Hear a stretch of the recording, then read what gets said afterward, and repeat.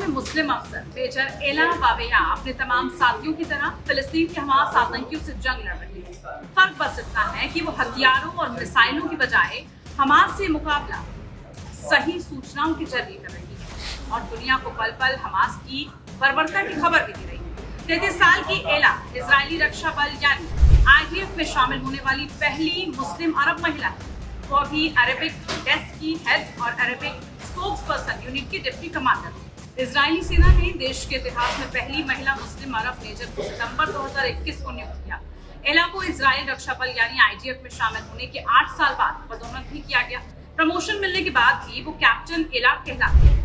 University में communication की पढ़ाई करने के बाद सेना में वो शामिल हो गई और IDF के कामकाज और उसके बयानों को अरबी भाषा के माध्यम से मीडिया को बताती है।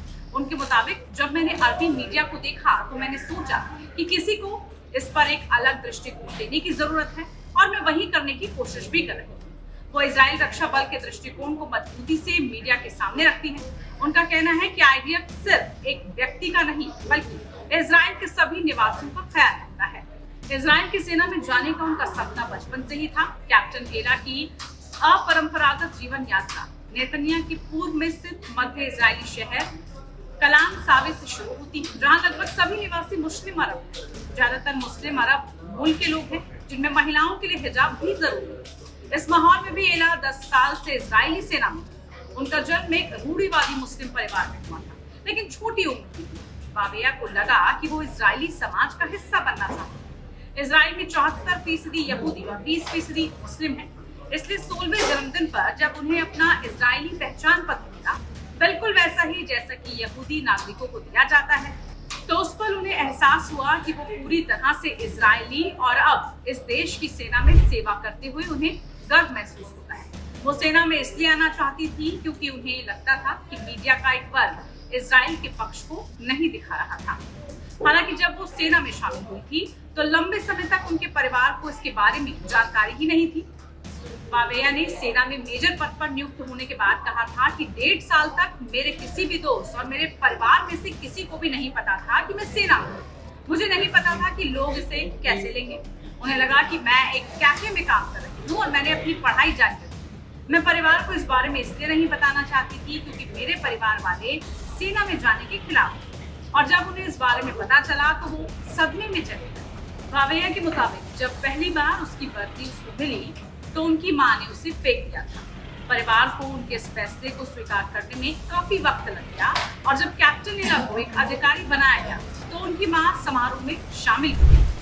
वावेया ऐसी सैन्य अधिकारी थी जिन्हें राष्ट्रपति का उत्कृष्टता पुरस्कार और रक्षा मंत्री का पुरस्कार दोनों ही मिल चुके। वावेया हमास आतंकियों के खिलाफ शुरू से रही।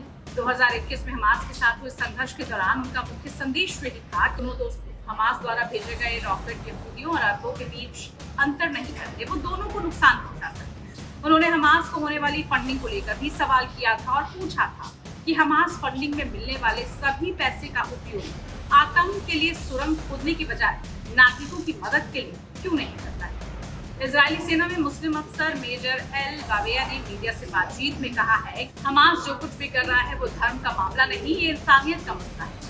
हमास ने लोगों को जिंदा जलाया, बच्चों के सामने परिवार को मार दिया।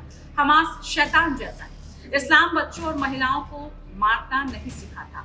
उनका कहना है कि हमास के खिलाफ लड़ाई सिर्फ मेरी नहीं, हमारी जंग इजराइल के सभी नागरिकों के लिए है, उनके लिए भी जो गाजा में रहते हैं और हमास की वजह से परेशान है। पूरी दुनिया ने देखा है कि हमास किस तरह से गाजा पट्टी में कत्लेआम करता है। वावेया का कहना है कि ग्राउंड से जो भी फोटो वीडियो हमारे पास आ रही है वो हॉरर मूवी की तरह है। मैंने बार बार बहरैमी से मदद की वीडियो देखी, जले बच्चों की फोटो देखी, कत्लेआम से जुड़ा हर सबूत देखा, क्योंकि ये मेरा काम है। उनका कहना है कि इजराइल और हमास के बीच चल रहे ताजा संघर्ष में IDF में मेजर और प्रवक्ता होने के नाते वो युद्ध सोशल मीडिया नेटवर्क और क्लासिकल मीडिया के जरिए लड़ रही हैं। वो इजराइल की सफलता के लिए एकता के संदेश के साथ साथ गाजा में चल रहे संघर्ष के बारे में भी मीडिया के साथ अपडेट साझा कर रही हैं। ये युद्ध कब खत्म होगा इस बारे में वो साफ कहते हैं।